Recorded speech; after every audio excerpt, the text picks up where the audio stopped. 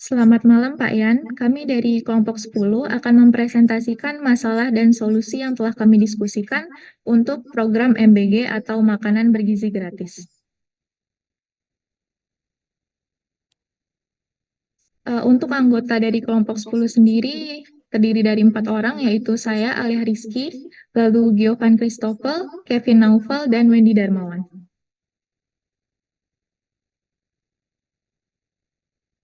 Yang pertama, membahas mengenai masalah apa yang kami telah diskusikan, yaitu kurangnya transparansi dan akurasi dalam distribusi makanan program MBG. Jika dilihat dari dua kutipan berita pada layar ini, eh, beberapa sekolah mengalami ketidaktepatan penerimaan, sedangkan di sekolah lain, makanan yang diterima itu tidak sesuai dengan selera siswa dan bahkan berisiko terhadap kesehatan, seperti adanya kasus dugaan keracunan.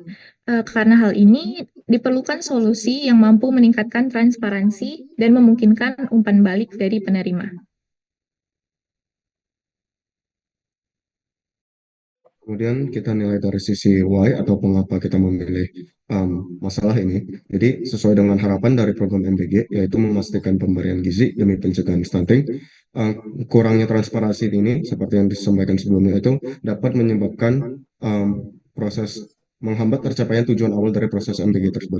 Jadi karena itu kita menargetkan beberapa hal, yaitu memastikan MBG berkualitas diterima oleh siswa secara menyeluruh, meningkatkan kepuasan siswa terhadap kualitas program, dan mengoptimalkan serta mengefisiensikan proses distribusi MBG ke depannya. Jadi dengan menargetkan ketiga hal tersebut, diharapkan program MBG ini dapat dilaksanakan secara lebih efektif dan efisien, sehingga tujuan awalnya dapat dicapai. Kemudian untuk pertanyaan how, yaitu bagaimana kita menyelesaikan masalah ini. Jadi kita menyelesaikan masalah ini dengan mengutarakan solusi, yaitu pembuatan sistem presensi dan feedback yang cara kerjanya sebagai berikut. Jadi sistem ini mendukung siswa untuk melakukan presensi sebelum menerima makanan, yang dapat dilakukan secara mandiri atau melalui bantuan guru. Kemudian siswa dapat mengirim feedback mengenai kualitas dan kuantitas makanan yang diterima, serta sistem akan mengumpulkan data presensi dan feedback untuk mendata ketepatan jumlah penerima serta peningkatan kualitas makanan ke depannya. Kemudian di sini ada flowchart untuk skema dari bagaimana sistem ini akan bekerja. Jadi pertama akan dimulai pada saat jam istirahat sekitar jam 12. Kemudian murid nanti akan mengantri di depan kelas masing-masing. Kemudian murid akan memberikan kartu ke guru. Lalu ini akan berlangsung sampai siswanya sudah habis. Setelah itu kartunya akan dikumpulkan ke guru, kemudian kartunya akan diserahkan ke pihak sekolah setelah semuanya dikumpulkan. Lalu pihak sekolah akan memindai barcode dari kartu menggunakan sistem IoT kami. Kemudian data tersebut akan dikirim ke server, kemudian kartu dikembalikan ke murid saat jam pulang. Setelah jam pulang, murid dapat mereview kembali program MBG ini di aplikasi saat di rumah.